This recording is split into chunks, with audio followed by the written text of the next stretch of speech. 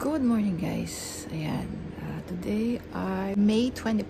Ayan. Papakita ko lang sa inyo yung aking mga tanim na ano nga ba to? Pechay. Ayan. Ito si Pechay. Ang tatangkad na nila. Nakakatuwa kasi kahit dito lang sila sa basement, tumubo pa rin sila kahit walang masyadong sikat ang araw dito. Ang tatangkad ng Pechay dito sa Canada. Sa atin, maliit bansot. Sa Pilipinas, bansot ang Pechay. Pero dito ang tatangkad nila. Ewan ko lang kung pag lumaki to, matangkad pa rin. Meron din ako dito sa ibabaw nung ano. Ayan.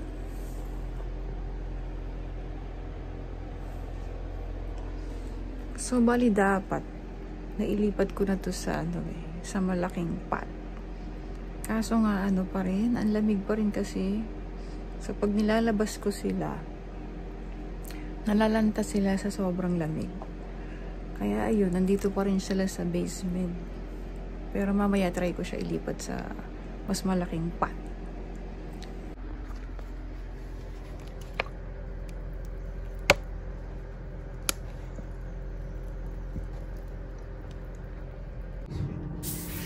Ayan, magdidilig muna tayo guys.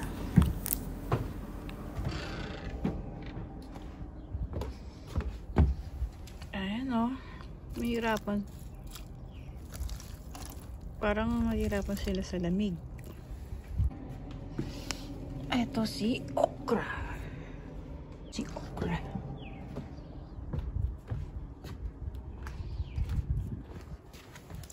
Oh.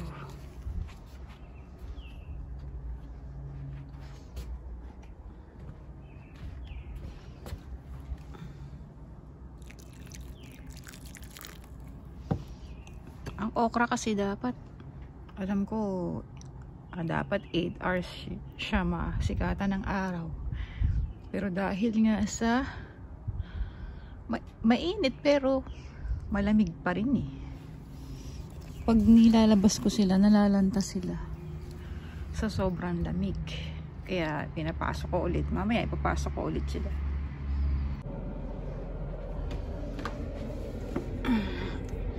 So, ito naman si talong. Kita mo si talong. Hindi maganda yung niya. Kulay niya.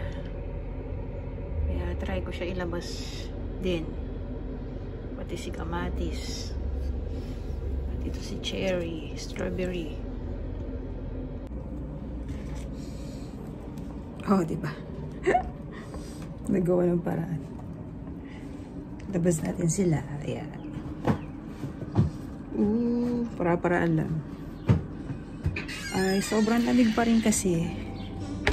Kahit na spring na. Kaya nahihirapan niya ang mga halaman. Dito muna kayo, guys. Ayan. Ayan, nandito na siya.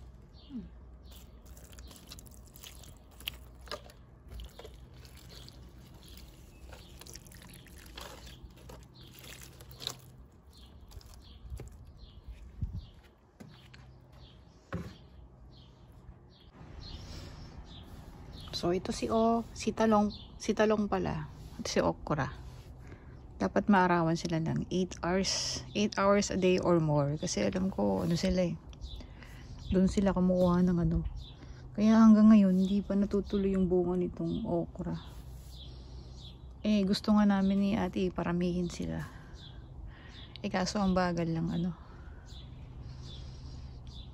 Kahit na mataas yung araw, ang lamig pa rin kasi. Kaya titignan natin mamaya kung hindi sila malalanta sa lamig. Sana makabawi.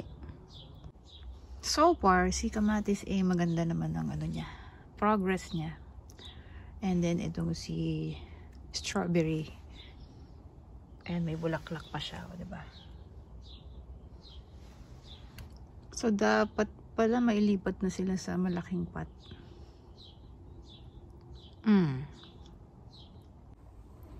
So this is my pechay. And then ito ay lettuce.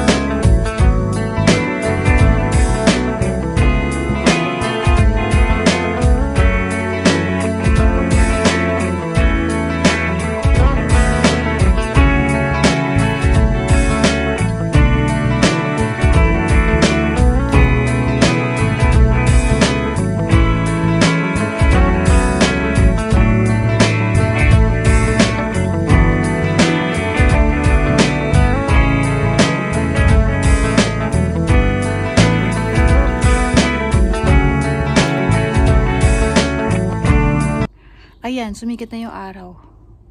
So, pero dapat sa lili muna sila kasi lilipat lang. So, tignan natin kung makakasurvive sila sa lamig. Kasi malamig pa rin eh. Kahit na spring na dito. Ayan. May initan na tayo. Sarap ng init. Ayan guys, na-share ko lang din sa inyo. Kung may experience kayo sa pagtatanim, sa paghahalaman dito sa Canada, yan, comment down below para magkaroon ako ng idea. Kasi first time kong magtanim dito sa Canada. Kung paano talaga yung routine ng magpagtanim dito kasi iba yung climate dito. So, let's see kung kaya nating magtanim dito. Salamat sa panonood and see you to the next vlog.